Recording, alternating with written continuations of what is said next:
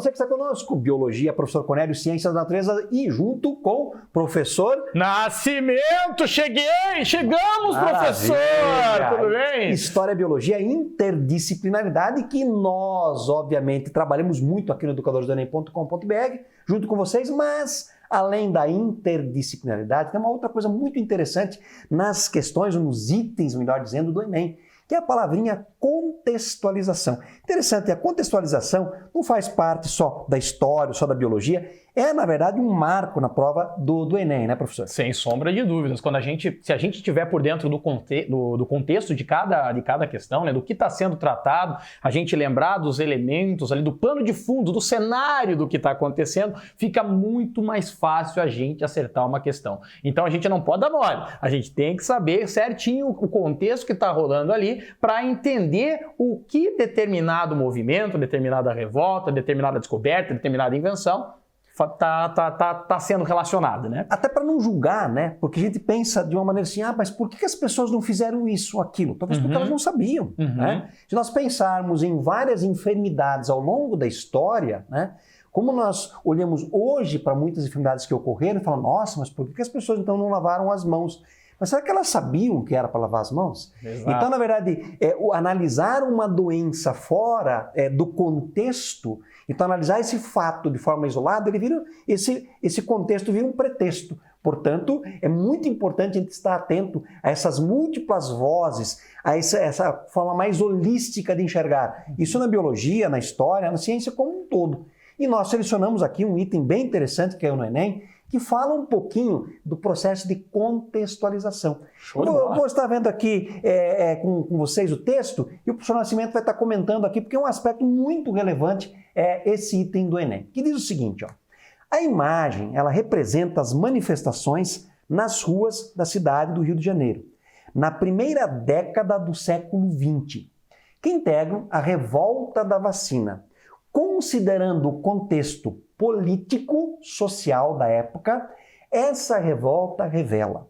Parece aqui na imagem, né, professor, um quebra-quebra, gente com faca, com serrote, com tudo de um lado, caindo na revolta, né, etc. E para nós não entender, revolta da vacina. Olha, professor, eu vou dizer uma coisa, a primeira vez que eu estudei a revolta da vacina, né, lá atrás, há muito tempo, né? O que acontece? É aquela coisa básica, você olha para isso, olha para essa imagem, né? Você vê lá o professor colocando no quadro revolta da vacina e já pensa, é um bando de ignorantes que não sabia para que servia a vacina, né? Ficaram bravos, não quiseram aceitar lá e quebraram tudo. E na verdade não tem nada disso, galera, nada disso. Digamos que a questão da vacina em si foi o estopim. Veja só, quando a gente fala de revolta da vacina, a gente está pensando ali nos anos iniciais do século XX, né? O que acontece? O Brasil tinha recém se tornado uma república.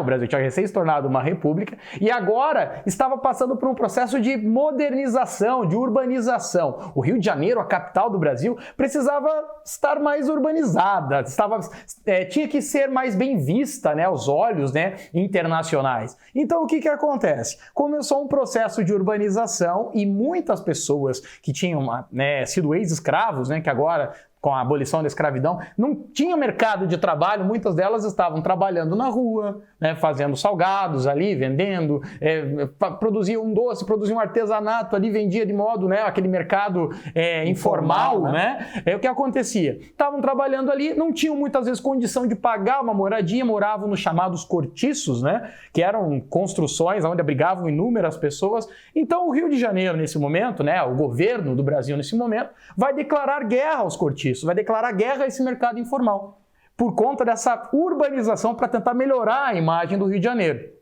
Derrubam inúmeros cortiços, aí a pessoa não tem onde ir. Vai morar onde? Ela começa o processo de favelização do Rio de Janeiro. As pessoas saem... Interessante, professor, falou em favelização, tem um aspecto biológico aí. A palavra favela em si, na verdade, vem de favos, né? É como se olha numa colmeia, você observa aqueles favos, né? Eu não sabia disso. Eu não sabia disso, Parece, na verdade, um condomínio.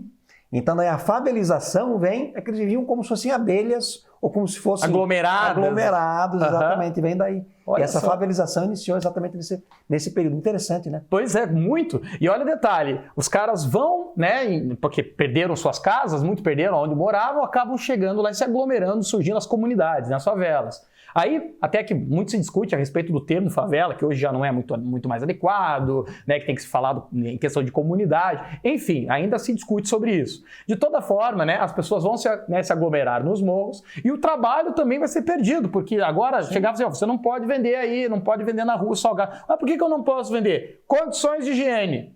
Condições de higiene, quer vender teu negócio, monta uma loja, monta um restaurante. Vou construir uma estrada aqui. Agora sai fora que vai passar. E aí o pobre vai ter dinheiro para isso, né? O cara que, né, não vai ter. Então o cara perde a sua moradia, o cara perde o seu trabalho. E aí vem só, né? Toda aquela questão da varíola acontecendo, né?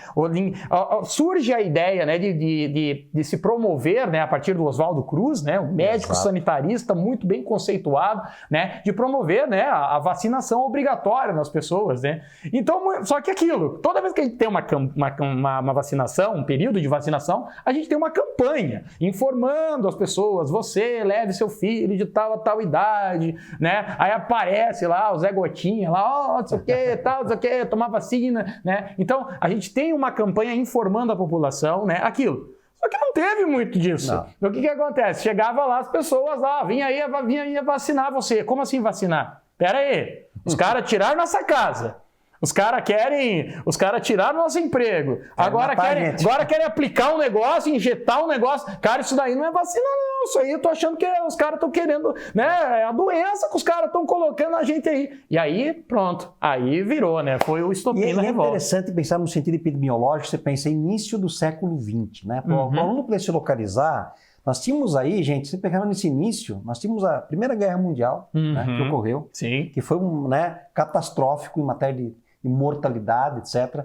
Nós tínhamos gripe H1N1, na verdade a gripe espanhola, que era um outro vírus H1N1, mas um mutante, que foi assim, dizimou muita gente já no segundo decênio aí, né? Nós tínhamos a varíola, como você citou. Sim. Então, muitas enfermidades. Hoje a gente tem problemas como a pandemia, né, que são os eventos do coronavírus, também vivemos 2009, a questão da H1N1, mas se pensarmos hoje, nós temos tecnologia.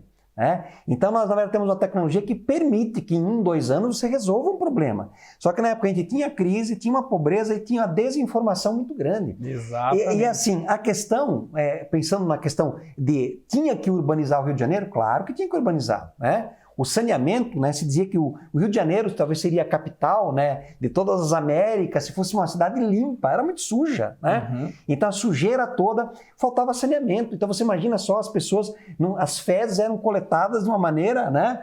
Deixavam, sei lá, isso nas capitais, a Curitiba, capital do Paraná, do estado do sul do país, da mesma maneira. Isso em todos os lugares. Catavam fezes, tinha aquelas pessoas que vinham com os tigres, né, chamados tigres, né, que carregavam carrinhos com tonéis assim, cheio de... Nossa, então a gente precisaria mudar. No entanto, a forma como isso foi feito, né, foi bastante complicado. Né? Você literalmente, vamos lá agora resolver tudo, o saneamento é necessário. E uma coisa interessante, professor, assim, porque a revolta foi ligada à vacina para prevenir a varíola. A varíola, na verdade, a contaminação dela é basicamente uma contaminação via oral ou por gotículas de saliva em objetos. Então, ou pelo ar ou em objetos contaminados. Então, a questão do saneamento de forma direta, ela não tem a ver. Né? Não tem a ver, eu vou tratar o esgoto, recolher o esgoto da água tratada, eu vou recolher o lixo e dar um destino adequado ao lixo, que é o saneamento básico. Só que assim, então você pega, tipo, o monstro é a varíola. E eu preciso promover uma mudança. Então, eu vou juntar as duas coisas. Exato. E eu vou impor. E tanto professor Cornélio, que é aquilo, ninguém ficou bravo com o Oswaldo Cruz. Né? Se fosse realmente a vacina o grave problema ali, tipo, ele seria o primeiro a ser perseguido ao cara e tá querendo, né? E não, muito pelo contrário, o cara bastante conceituado. Então, entendo que a vacina, ela representa o estopim de uma questão ali de uma imposição governamental, né, de uma forma de urbanização que não necessariamente incluía essas pessoas, né, de não necessariamente promover para elas melhores condições ali de se estabelecer, de moradia e por aí vai. Né, e aí estourou a revolta, né? E aí ele diz, né, considerando o contexto político-social da época, esta revolta revela. Então vamos dar uma analisada aqui, o que essa revolta vai revelar, né? A imagem representa as manifestações nas ruas da cidade do Rio de Janeiro, na primeira década do século XX, né? Então, considerando o contexto político-social da época, essa revolta revela. Então, a alternativa A diz assim, a insatisfação da população com os benefícios de uma modernização urbana autoritária... Vamos lá, pular essa e vai analisar as outras? Vamos pular essa. A consciência da população sobre a necessidade de vacinação para a erradicação da epidemia. Muito pelo contrário, né? A população, falta, né? Falta de consciência, ela não sabia muito o que estava acontecendo, né? Muitos até olhavam, professor Cornélio, aquela coisa que era, né, que tem até na charge ali uma imagem, o rapaz está sentado como se fosse parece um foguetinho, né? Sim. Mas que era para borrifar insetos, né? E o pessoal achava, é aquilo que vai aplicar em mim? Não, de forma alguma, né? Entende, sabe? Tipo, não, era total desconhecimento, né? A garantia do processo democrático instaurado com a República através da defesa da liberdade e da expressão da população. Não, nós estamos falando... É criminoso. Não, por favor, né? Nesse contexto, Né? nós estamos falando da República Velha não se enquadra. O planejamento do governo republicano na área de saúde que abrangia a população em geral. Não havia. Na verdade, é uma falta de planejamento do que fazer com essas pessoas, né, que estavam ali trabalhando ou morando nos chamados cortiços, né? O apoio ao governo republicano pela atitude de vacinar toda a população em vez de privilegiar a elite. Quando que não tivemos privilégios para as elites, né? Ai. Então, obviamente, né, meu amigo, minha amiga, querido professor Cornélio, a insatisfação da população com os benefícios de uma modernização urbana autoritária, né? Esse autoritarismo que foi utilizado dessa forma, essa imposição dessa modernização, sem, né, pensar no menos favorecido, nas pessoas que estavam ali, né, morando em situações complicadas, né? E aí, por conta disso, a revolta estourou. Quer saber mais? Nos acompanhe no educadoresenem.com.br. Tamo junto, professor Nascimento, professor Cornélio. Fala, galera. Aquele abraço! Fomos!